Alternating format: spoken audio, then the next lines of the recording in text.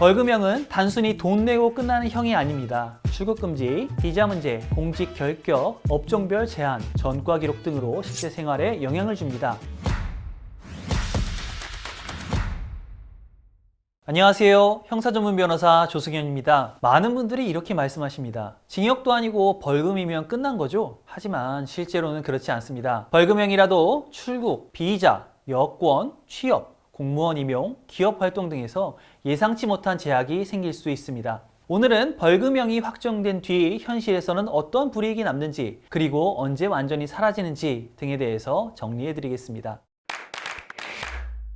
첫 번째, 벌금이나 추징금을 내지 않으면 출국이 제한될 수 있습니다. 출입국관리법은 벌금 1,000만 원 이상, 추징금 2천만 원 이상을 내지 않은 경우 출국을 금지할 수 있도록 규정하고 있습니다. 이건 단순한 행정조치가 아니라 실제로 출입국 심사 단계에서 걸릴 수 있습니다. 여행을 나가다가 갑자기 잡힐 수도 있다는 것이죠. 확인 방법은 간단합니다. 가까운 출입국 외국인청을 방문하거나 하이코리아 사이트에 접속하면 본인의 출국 제한 여부를 미리 확인할 수 있습니다. 두 번째, 미국 비자 이스타 관련 문제가 생길 수도 있습니다. 미국의 이민법에는 부도덕한 행위 관련 범죄라는 개념이 있습니다. 사기, 횡령, 배임, 절도, 위증, 무고, 공갈 같은 범죄가 여기에 해당합니다. 이런 범죄로 유죄 판결을 받으면 미국 비자나 이스타 승인이 거절될 수 있습니다. 특히 이전에 이스타를 신청할 때 범죄 사실을 빠뜨렸다면 나중에 비자 신청 과정에서 미스프리젠테이션으로 간주되어 입국이 금지됩니다. 이럴 경우 사면 절차를 통해서 비자 발급을 다시 시도할 수 있습니다.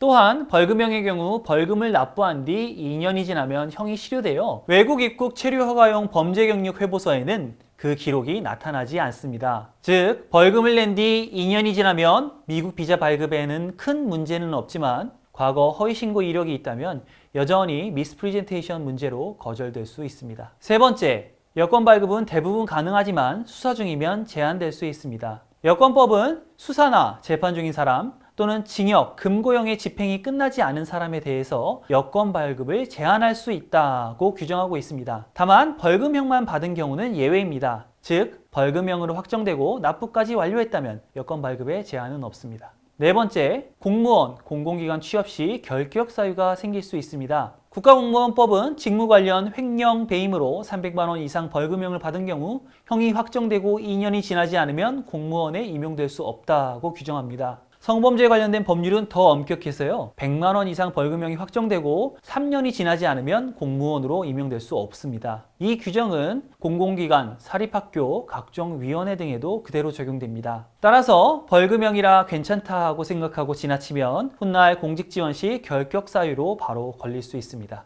다섯 번째, 성범죄나 아동 관련 사건은 신상 공개와 취업 제한이 따릅니다. 성폭력 범죄 처벌 특례법이나 아동 청소년의 성보호법 위반으로 처벌받은 경우에는 벌금형이라도 교육기관이나 아동시설 등에는 취업이 제한되고 신상이 공개될 수 있습니다. 반면 아동복지법 위반으로만 처벌된 경우에는 신상 공개는 없지만 취업 제한은 적용될 수 있습니다.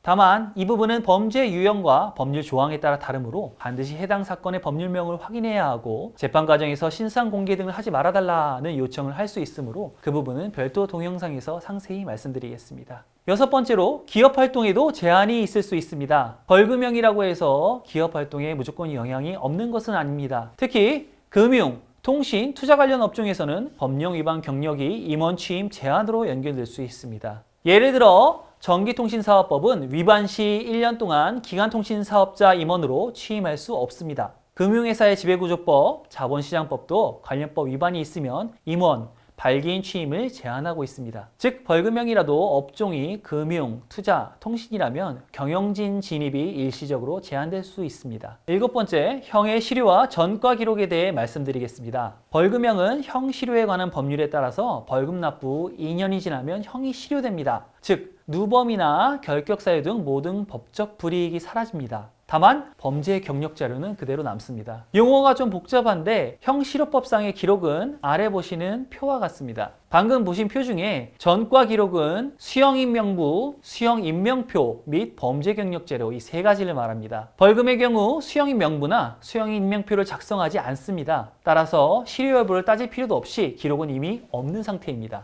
하지만 범죄 경력 자료에는 벌금형을 선고받았다라는 기록이 영구 보존됩니다. 하지만 다행히 외국 입국 치료 허가용 범죄 수사 경력 회보서에는 실효된 형이 기재되지 않습니다.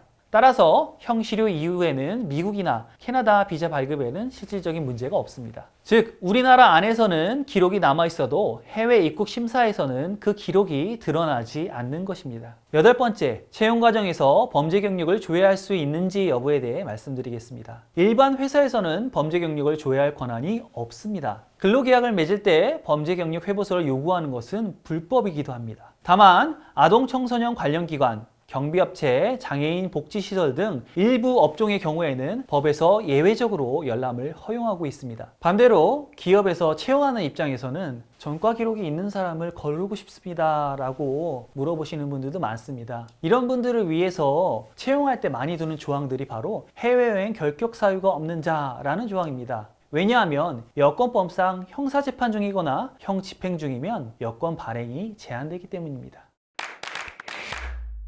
벌금형은 단순히 돈 내고 끝나는 형이 아닙니다. 출국금지, 비자 문제, 공직 결격, 업종별 제한, 전과 기록 등으로 실제 생활에 영향을 줍니다. 특히 해외 입국 계획이 있으시거나 공무원 임용, 금융투자업 취업을 계획 중이라면 반드시 형의 실효 시점과 범죄 경력 기록 여부를 확인해야 합니다. 혹시 지금 비슷한 상황에 처해 계시다면 상담 신청하시고 대응 전략을 꼭 점검해 보시기 바랍니다. 저는 알쓸신법의 형사전문 변호사 조승현이었습니다. 감사합니다.